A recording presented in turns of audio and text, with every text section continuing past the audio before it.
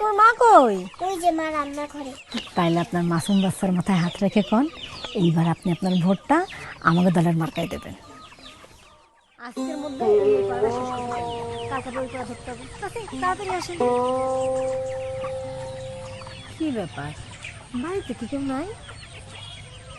বাবু, তোর মা কই? ওই যে মা রান্না করে। আসসালামু আলাইকুম আপা, আপনার কাজের মধ্যে একটু ডিস্টার্ব করতে আসলাম। ওয়ালাইকুম আসসালাম। আপনাকে তো ঠিক চিনতে পারলাম না। পরিচয় দিলে ঠিকই চিনতে পারবেন, আমার চাচা আপনার এলাকা থেকে ভোটে দাঁড়াইছে। এই যে দেখেন আমাকে মার্কা। ও, তা আপনাকে একটু চেয়ার দিয়ে একটু বসেন। না না না, চেয়ার লাগবে না, আপনার কাজের মধ্যে আর কষ্ট করতে হবে না, আমরা দুই চারটা কথা কই চলে যাব। আপা, এতদিন জায়গায় ভোট দিলেন, তাকে দিয়ে তো কোনো উপকারে আসলো না। এইবার সুযোগ আইছে নিজের ধর্মের দল রে ভোট দিয়ে ক্ষমতায় আনা।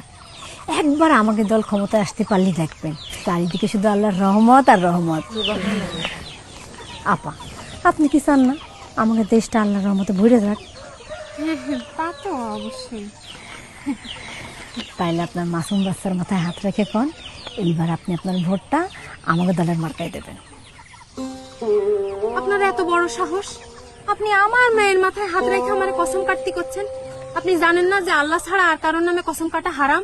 সূরা না হলে 94 নাম্বার আয়াতে কোরআনে আল্লাহ বলেছেন যে তোমরা তোমাকে কসমরে প্রতারণার হাতিয়ার করে না।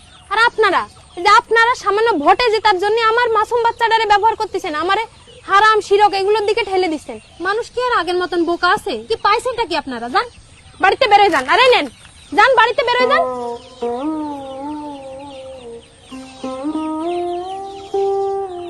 আমার ভোট আমি কোনো প্রতারক, মুনাফিক কিংবা ধর্মের অপব্যাখ্যাকারীদের দেব না, কখনো না।